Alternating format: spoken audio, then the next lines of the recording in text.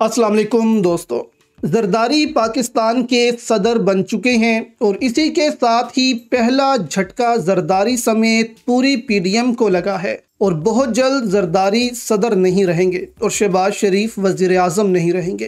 Congressman David ट्रोन ने पाकिस्तानी सफ़ीर को एक ख़त लिखा है जिसके चर्चे अमेरिका में भी सुनाई देने लग पड़े हैं। ये ख़त सीधा सीधा पाकिस्तान की एस्टेब्लिशमेंट को ख़त है और आप कह सकते हैं कि जितना अमरीकी कांग्रेसमैन फिक्रमंद है पाकिस्तान के लिए, इतना शायद खुद हम पाकिस्तानी हमारे इदारे एस्टेब्लिशमेंट नहीं है कि पाकिस्तान को हम किस तरफ लेकर जा रहे हैं। सबसे पहले ख़त में क्या लिखा गया आपके सामने रखते हैं, फिर इसका क्या नुकसान जरदारी को होने वाला है इस पर भी बात करेंगे।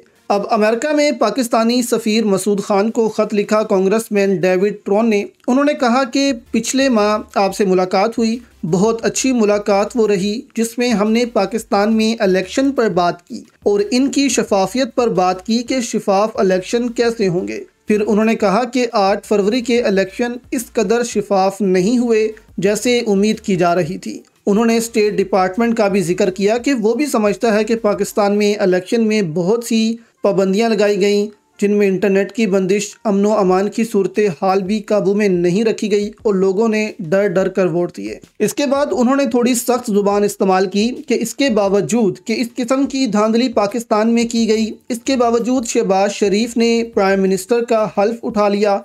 उन्होंने कहा कि ऐसा करने से इस हुकूमत का मेयार गिर गया है। पाकिस्तान की अथॉरिटीज़ इस पर इंक्वायरी करे और यहाँ क्रेडिबल इन्वेस्टिगेशन का लफ्ज़ उन्होंने इस्तेमाल किया है कि इसके बिना दुनिया का कोई भी मुल्क इसको तस्लीम नहीं करेगा और पाकिस्तान को मुश्किलात का सामना तब करना पड़ेगा जब मुख्तलिफ ममालिक से मामलात तय कर लिए जाएंगे, खासकर IMF से। यानी कि जब ये मामलात तय हो रहे होंगे तो अगला जो बंदा है, अगली जो हुकूमत है, वो इस हुकूमत की क्रेडिबिलिटी पर सवाल उठाएगी कि आप पर तो इतने इल्ज़ामात लग रहे हैं कि क्या उसकी शिफाफ इंक्वायरी हुई जो हम आपके साथ इतने बड़े मुआहदे कर लें। तो अब ये ख़त दोस्तों सीधा सीधा एस्टेब्लिशमेंट के पास जाएगा कि निचले लेवल पर अमेरिका में हालात बहुत ज़्यादा ख़राब हैं पाकिस्तान की इस हुकूमत के लिए, और निचले लेवल पर अगर बगावत होती है तो अमरीकी हुकूमत भी कुछ नहीं कर पाएगी और पाबंदियाँ लग सकती हैं और अमेरिका भी फिर इस जरदारी शरीफ हुकूमत के खिलाफ हो जाएगा। और सबसे बढ़कर अब जरदारी के लिए भी मामलात मुश्किल हैं क्योंकि